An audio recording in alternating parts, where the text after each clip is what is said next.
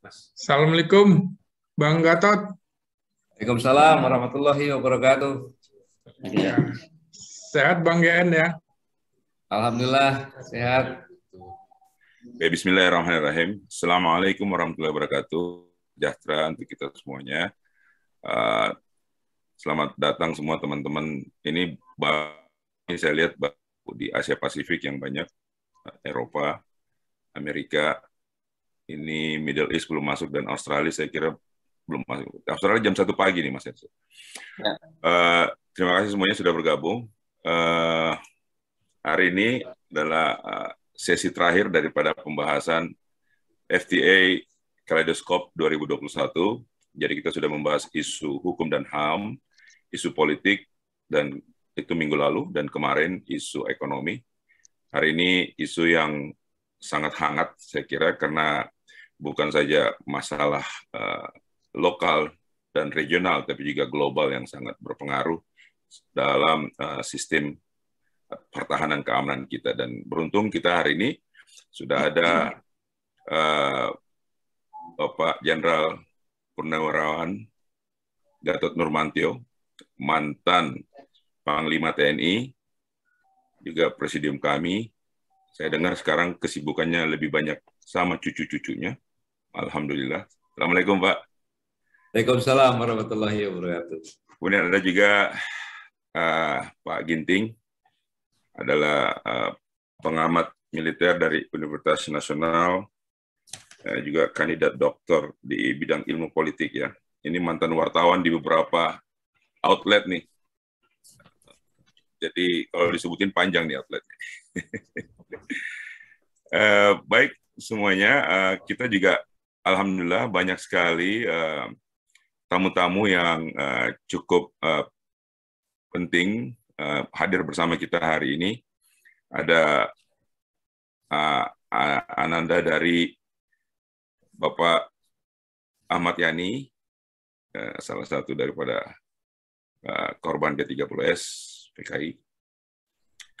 Ada juga Pak Jaswandi, kalau nggak salah ini mantan Panglima Kodam ya. Ada juga Ibu Siti Supari, mantan Menteri Kesehatan juga ada. Siti Fadila Supari. Siti Fadila Supari, iya. Nah, jadi banyak sekali nih kebetulan. Dan teman-teman di YouTube juga sudah siap. Jadi tidak berlama-lama, saya serahkan kepada host kita, Mas Hersu bin Arif. Silakan Mas. Oke, terima kasih Deng Tata dari New York, Amerika Serikat. Dan sekarang saya ambil alih forum ini. Bismillahirrahmanirrahim. Assalamualaikum warahmatullahi wabarakatuh. Senang sekali saya tetap bisa dipercaya untuk memandu berbagai diskusi yang diselenggarakan oleh Forum Tanah Air. Bagi yang baru bergabung, saya informasikan bahwa Forum Tanah Air ini adalah forum diaspora Indonesia yang merupakan diaspora kita di 5 benua dan pusatnya di New York, Amerika Serikat, dan dengan chairman dari Bung Tata Cassandra. Dan karena itu seperti biasa, selain salam, saya juga akan menyapa dengan berbagai salam ya nih. Selamat pagi untuk teman-teman yang di Amerika, selamat siang untuk teman-teman yang di Eropa, dan selamat sore untuk Middle East, North Africa, dan Asia Oceania. Juga teman-teman di Indonesia, baik yang Indonesia Barat, Timur, sampai yang tengah juga. Dan juga teman-teman yang ada bergabung di channel YouTube. Ini cukup banyak juga ya YouTube-nya yang bergabung malam ini adalah YouTube yang official dari Forum Tanah Air, kemudian Refli Harun Channel, SNN TV, Ibrahim Haji Channel, Macan Jurnalis, Ekonomi Politik Islam, Egy Sujana Channel, dan UI Watch Channel. Dan ini biasanya akan segera bergabung juga dengan FRN TV, ya, Deng Tata. Dan juga saya mengucapkan selamat datang untuk para tamu-tamu kehormatan. Malam ini kita akan membahas satu topik yang sangat serius, jadi berkaitan dengan masalah pertahanan dan keamanan. Dan kalau kita bicara masalah pertahanan terutama, itu tentu saja ada kompetensi dari Pak Gatot Nurmantio. Tetapi sebenarnya selain beliau ini sebagai mantan Panglima TNI, sejak awal saya sebenarnya mengamati beliau ini orang yang sangat fokus dan banyak menyuarakan persoalan geopolitik global. Jadi ini nanti kita akan mendengar perspektif dari Pak Gatot Nurmantio dan Bung Ginting ini partner lama saya, dan kita banyak sebagai wartawan, sama wartawan yang banyak meliput masalah-masalah yang berkaitan dengan militer, dan ini kenyang wilayah-wilayah konflik ya. Tapi kita bukan menjadi tidak terlibat dalam konflik atau menjadi korban konflik, tapi kita lebih meliput berbagai peristiwa konflik baik di Aceh, Timur Timur, Papua, dan beberapa lokasi konflik lainnya. Saya akan memulai dialog malam ini dengan mempersilakan Pak Gatot Nurmantio. Saya ingin sekali melihat sebenarnya posisi Indonesia itu di tengah geopolitik global sekarang ini dari sisi pertahanan dan keamanan itu seperti apa, Pak Gatot? Terima kasih, Bu Gesu. Assalamualaikum warahmatullahi wabarakatuh. Selamat malam, selamat dini hari, selamat pagi, selamat siang, selamat sore. Saudara-saudaraku yang berada di 6 benua, semuanya ini yang berbahagia. Suatu karunia dari Allah Subhanahu wa Ta'ala yang perlu kita syukuri bahwa saya bisa bersama-sama dengan saudara-saudara di seluruh dunia, diaspora, dan terima kasih kepada penyelenggara, suatu kehormatan. Tentunya saya dapat berbicara di forum yang sangat penting ini. Saya sangat senang karena tidak hanya dapat menyapa saudara-saudara di tanah air, tetapi lebih dari itu, saya secara langsung mendengar dan berkomunikasi, serta bertukar informasi dengan saudara-saudara di seluruh dunia. Setidaknya perwakilan dari forum tanah air sebagai diaspora bangsa Indonesia yang tersebar tadi, dan boleh jadi berbagai peristiwa di dalam negeri ini seringkali lebih terdengar dan lebih jernih dilihat dari luar negeri tentunya. Dan mencermati kondisi pertahanan dan keamanan suatu negara dewasa ini, khususnya Indonesia. Seperti yang Bang Heru sampaikan, kita tidak dapat melakukan semata-mata dengan pendekatan militer secara murni.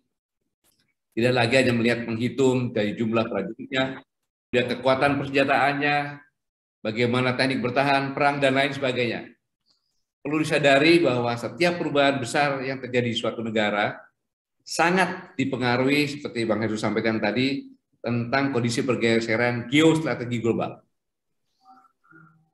Contoh saja, peristiwa proklamasi kemerdekaan Republik Indonesia tidak dapat dilepas dengan serangan bom atom di Hiroshima dan Nagasaki di Jepang oleh Sekutu dan Amerika. Juga peristiwa tragedi tahun 1965 sesungguhnya sangat dipengaruhi oleh Perang Dingin, kekuatan komunis dan kapitalis yang saat itu kemudian dimenangkan oleh Amerika.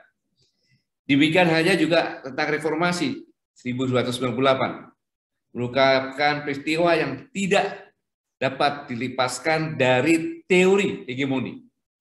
Kalau kita melihat bahwa Amerika sebagai hegemoni menerapkan suatu budaya dunia tentang isu-isu demokrasi, lingkungan hidup, dan hak asasi manusia yang sangat marak waktu itu sama-sama kita dengar.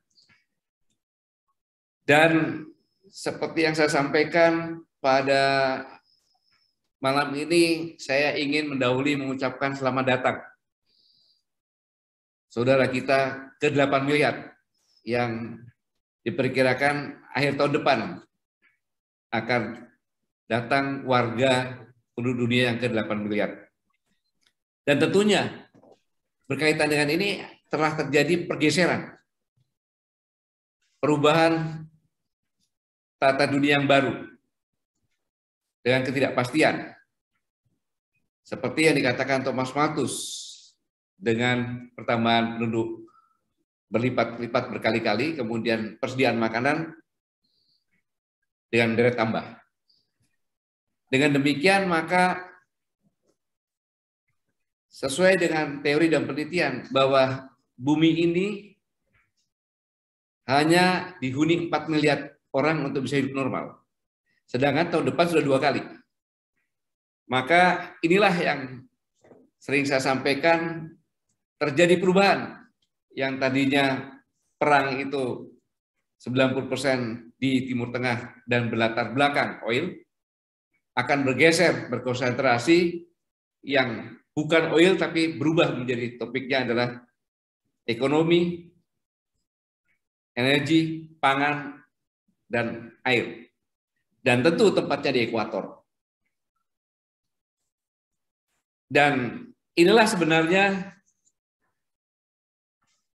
permasalahan-permasalahannya terjadi karena dibuktikan bahwa di ekuator ini sebagian besar negaranya pertumbuhan ekonomi 10 tahun yang lalu dengan terakhir sebelum pandemi ini di atas 5%. Karena dia punya sumber daya yang luar biasa di bidang energi, pangan, dan air. Selanjutnya, atas dasar yang tadi saya sampaikan, maka berkaitan dengan wilayah kita di Natuna, di Laut Cina Selatan, tidak bisa dipisahkan dengan kondisi tersebut. Karena di Natuna, itu gasnya itu terbesar di Asia. Karena itu yang tadinya China tidak mengklaim, sekarang sudah mengklaim, karena masuk dalam Landers Line atau 9 titik yang ditarik dari Pulau Spratly, di mana pulau itu sekarang sudah dibangun menjadi pulau dan bahkan pangkalan. Saya pun pada saat Panglima TNI 2 kali saya paparan di sidang kabinet tentang bagaimana reklamasi yang dilakukan sampai dengan terjadi. Dan ini akan menjadi permasalahan tersendiri. Dan tentunya juga apabila ini dibiarkan akan terjadi pintu masuk aneksasi ke negara kita. Sehingga diperlukan langkah-langkah yang strategis dari negara kita tentunya melalui diplomasi di forum Komisi Landas Kontinen PBB. Di mana dengan tetap tegas kita menyatakan bahwa ini adalah wilayah kedaulatan Negara Kesatuan Republik Indonesia tetap terjaga. Dan harus dipahami juga bahwa berbicara juga masalah keamanan selain yang saya sampaikan dari global, di dalam negeri, itu pun harus benar-benar kita jaga. Karena kita ketahui bahwa kita memiliki 2 iklim. Seperti lagu Kos Plus. Kayu ditanam saja jadi tumbuh, singkong. Kemudian lautnya, luar biasa panjang lautnya, luas lautnya, bahkan tempat ikan berkembang biak. Dari semuanya ini, energi berlimpah, dan semuanya ini akan merupakan potensi yang baik, tapi dari sisi lain merupakan potensi ancaman, karena kita adalah negara yang diibaratkan seksi. Di sisi lain, yang saya katakan tadi, ancaman juga bisa datang dari dinamika stabilitas politik dan keamanan dalam negeri sendiri. Kita harus berkaca dari negara besar, komunis Uni Soviet. Siapa yang menyangka negara yang begitu besar kuat bubar pada tahun 1991. Hanya bertahan 74 tahun saja. Hanya 74 tahun saja. Kemudian, saya harus jujur bahwa kehidupan berbangsa dan bernegara belakangan ini tidak dalam kondisi baik-baik saja. Yang saya katakan stabilitas dalam negeri ini terganggu. Pada hebatnya persoalan dasar yang dihadapi bangsa ini adalah pilihan demokrasi yang aneh bin ajaib ditetapkan oleh elit politik saja dan telah jauh melenceng dari konstitusi proklamasi kemerdekaan dan Undang-Undang Dasar 1945. Inilah yang berakibat pada praktek demokrasi yang buruk. Indonesia hari ini adalah terbukti telah gagal mensejahterakan rakyat. Demokrasi yang saya katakan tadi telah gagal mensejahterakan rakyat.